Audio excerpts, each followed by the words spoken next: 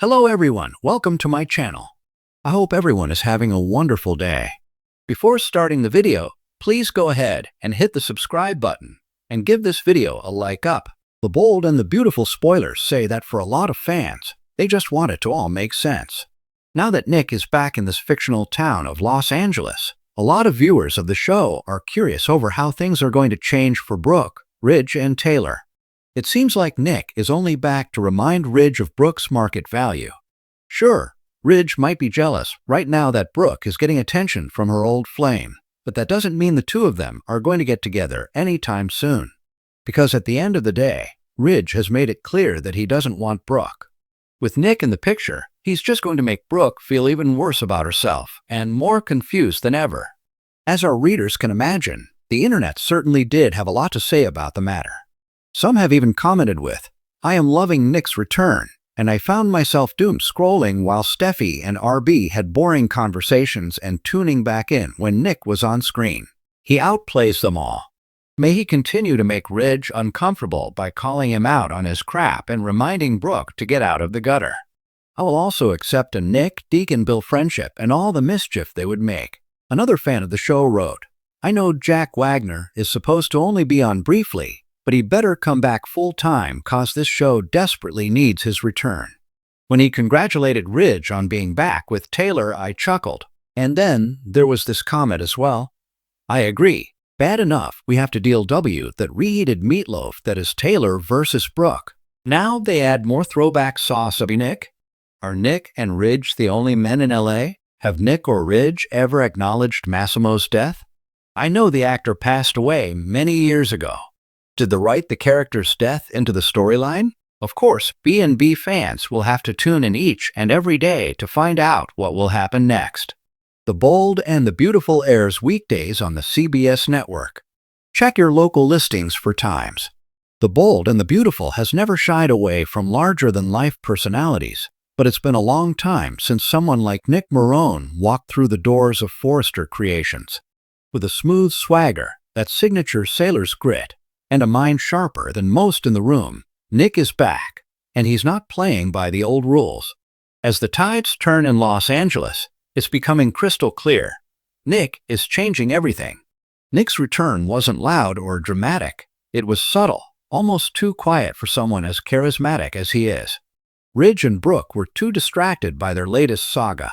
Steffi was tangled in her conflict with Luna, and Eric was resting after his health scare.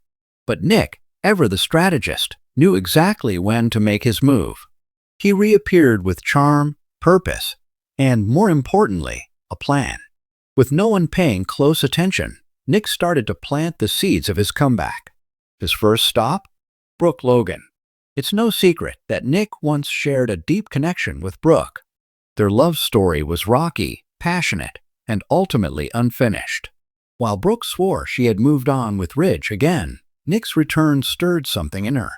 Maybe it was nostalgia, maybe it was regret, or maybe it was the realization that Nick offered her something Ridge never could: uncomplicated loyalty. Brooke found herself drawn to conversations with Nick, his wit, his honesty, his refreshing lack of manipulation. It wasn't long before Ridge noticed. Jealousy flared, tensions rose, and the age-old triangle began to shift. But this time, Nick wasn't there to fight for Brooke. Not exactly. Nick didn't return just for romance. He came with a business proposition and a warning. He spent years in the private sector, building shipping empires and investing in eco-conscious textile companies. When he heard whispers that Forrester Creations was losing market share to international competitors, he saw an opportunity. Nick proposed a joint venture with Jackie M, aiming to reintroduce bold, sustainable fashion to the world stage. But this wasn't just about fashion, it was about philosophy. Nick wanted to challenge the Forrester way, a system rooted in legacy and egos. He believed it was time for new leadership, fresh designs, and social responsibility. His presence rattled Ridge to the core. Ridge immediately saw Nick as a threat, and not just to Brooke. Nick's ideas posed a challenge to Ridge's power at Forrester. Ridge dismissed Nick's proposal, accused him of trying to take over the family brand, and reignited old feuds. But Eric, intrigued by Nick's vision, asked for more details. Eric recognized that Nick wasn't just making noise. He had data, strategies, and a sustainable vision that could secure Forrester's future for the next generation. With Eric stepping back from the business, he began wondering if Nick, not Ridge or even Thomas, might be the future of the company. And that didn't sit well with anyone. Nick's bond with Steffi Forrester is a wild card. They've clashed in the past, but both share something in common. They felt overshadowed by Ridge's dominance. Nick approached Steffi privately, pitching the idea of a division within Forrester led by her, free from Ridge's influence, focused on next-gen designs and female empowerment. Steffi hesitated. Aligning with Nick would mean turning her back on her father, but the idea of finally stepping out of Ridge's shadow was tempting. As Luna and Hope competed for the spotlight, Steffi considered what true power might look like and whether Nick could be her ticket to it. Just as things started to heat up, Taylor Hayes made a surprise return to LA. She'd been away, healing, rebuilding her life. But the moment she saw Nick again, something shifted. Unlike Ridge, Nick had never toyed with her emotions. He was honest, passionate, and never tried to mold her into someone she wasn't. Nick and Taylor shared a warm reunion. Old sparks flew. Brooke, ever observant, caught wind of it and grew wary. Was Nick really over her? Or was this all part of some emotional chess game? The truth? Nick wasn't playing games. He was just living freely. And that's exactly what made him dangerous. But Nick has a secret, one that could shake the Forrester dynasty. While working in Europe, he uncovered old financial records connected to Marone Industries and Forrester International.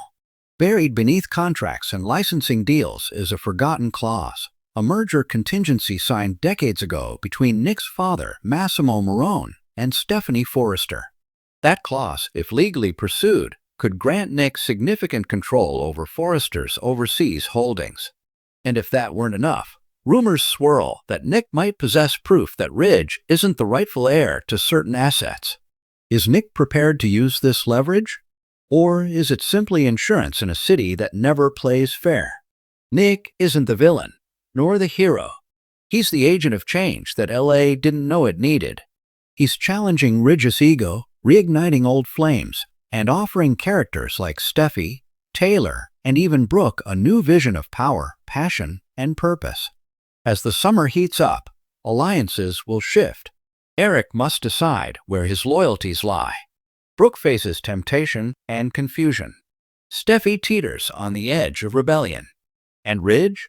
He's about to face the fight of his life, not just for Brooke, but for his legacy. Thanks for watching this video. Please subscribe to our YouTube channel and stay with us.